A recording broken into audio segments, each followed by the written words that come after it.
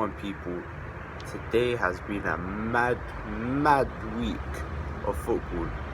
I think this has been one of the best opening weeks for the Premier League, if I'm not mistaken, especially for Arsenal fans, but put that on the side. So we had West Ham get destroyed 5-0 by Man City. We got Norwich getting obliterated 4-1 by Liverpool. But there isn't any shame losing at Anfield. And also, last but certainly not least, oh my god, it's 4-0 to Man United. Chelsea lost 4-0 to Man United. And you know what's funny about that match? Before that match, I heard Chelsea fans saying, we don't need David Luiz, he's a rubbish defender. And then you go into the Man United game, you lose a 4-0. You clearly missed him enough. And no, David Luiz isn't no Virgil van Dijk or Laporte or anything, but he's still better than what he has.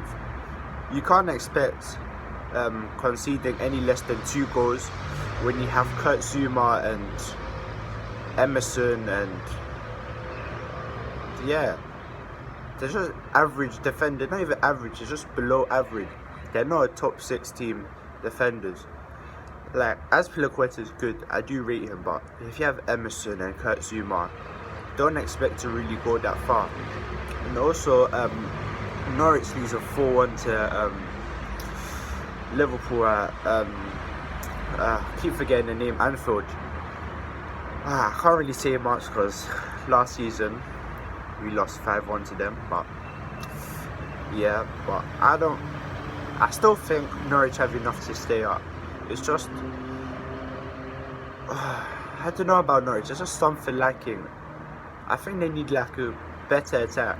Like Pukki, their player, I forgot where he plays because I've never heard of him. Yeah, he's good. I saw that goal he scored. I watched the whole match live.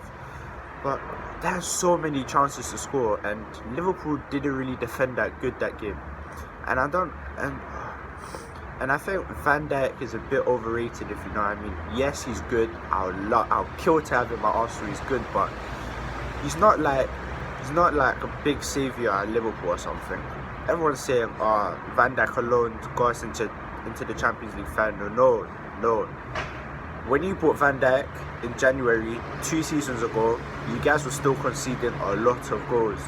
I think it was mostly because of your fullbacks, Robertson and Alexander-Arnold, and mainly your goalkeeper, Alisson, because deep it, you're not getting far off Carrison goals. Now let's talk about the West Ham versus City game. I didn't watch the full match, no. Because what was I doing during that match? I was watching the Spurs versus Aston Villa game. Because I was hoping that Aston Villa would beat Spurs. They're winning 1-0. I'm not gonna lie, I was excited, I was buzzing.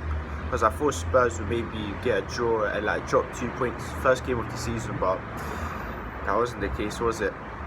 Oh yeah, back to the Man City game. Everyone was gassing up West Ham so much. Oh my god. They were gassing them so like, they're the dark horse they'll be the dark horse team or something. No. They clearly could not defend that game. And they're not just defending, it's attacking as well. I don't know what was worse, the attack or the defense, but they did have chances to score. But I do feel bad for them. Fabianski did save a penalty, and then they retook the penalty. I don't know why. I didn't watch the match, but I did watch the highlights. And I think 2 or 3 of those goals could have been avoided. But then again, there isn't any shame losing to Man City, but there is shame losing 5-0 to any team at home as well. Don't forget that. Because everyone was saying, it's going to be a draw. Maybe West Ham will get the win. Those people are deluded. Not happening. And what else was played? There was Wolves versus Leicester. I am sorry, but Wolves should have won that game comfortably. Jota had so many chances. Oh my god, I was watching the highlights. If Jota put away like 2 or 3 goals, I would be top of the league on my fantasy league. I have him as striker as well on my fantasy team. Oh man, I'm last in my league on fantasy, the fantasy thing on the Premier League. Oh man, why did Jota like score a hat trick or something? However, Aubameyang scored a goal against Newcastle, and of course Arsenal won 1-0. I would say a comfortable win, but I don't think it was a comfortable win. I was scared about 60th to 50th minute because I thought it was going to draw 0-0 opening game of the season. That would have been terrible, absolutely terrible. Because, like you know, Arsenal will pull away from home, but this season that might change, just might. I'm not going to get my hopes up too high. Yeah, Aubameyang scored. He was on my fantasy team as well. Apart from that, not much happened. The youngsters, Reece Nelson and Willock, played outstanding. Arsenal have some good youngsters, pretty underrated. Willock is underrated as well. Reece Nelson, people rate him, for good reason as well. Yeah.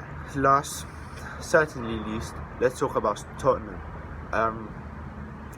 So of course Tottenham won 3-1, unfortunately.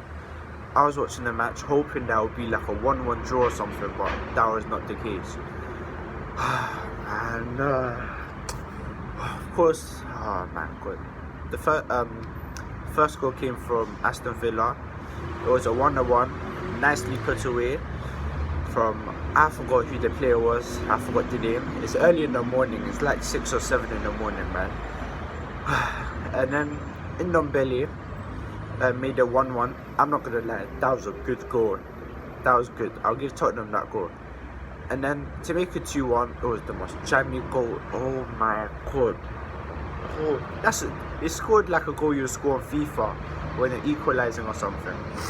Literally, the defender tried to clear it, it deflected back into someone, and then it put Kane through on goal, and then of course he put away. And then that's not even the worst part. Like 2 minutes later, they made a 3-1, and I think that just deaded the game. Like Aston Villa were like, nope, we're not coming back from this. And then, oh, one game I forgot to mention: Crystal Palace versus Everton. I don't think there were. What other games do I remember apart from Everton and Palace? Nah, I don't think there wasn't any other. There was, but like that I can remember. Palace versus Everton, boring. That was so boring. But one thing I do want to talk about is Wilfried Zaha. He doesn't look like he wants to stay at Palace. He wasn't himself that game, if you know what I mean. Of course, he wanted to move to Arsenal because he supports Arsenal, and I would have been gassed if he came to Arsenal, but that wasn't the case. After him hearing Pepe moved to Arsenal, he wasn't that happy, but he still had faith that he might move to Everton. Of course, Everton are a bigger team than Palace, no disrespect, but that didn't happen either because Palace wanted more money for Zaha. They wanted 80 million up front. I'm sorry, no team apart from United or City are going to pay 80 million up front for Zaha. When I say up front, it means they'll pay even more, like 100 million. So yeah,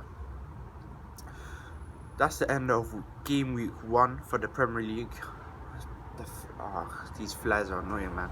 Yeah, this is the end of game week 1 for the Premier League. Let's hope we gave more action for game week 2 of the Premier League. Peace out, guys.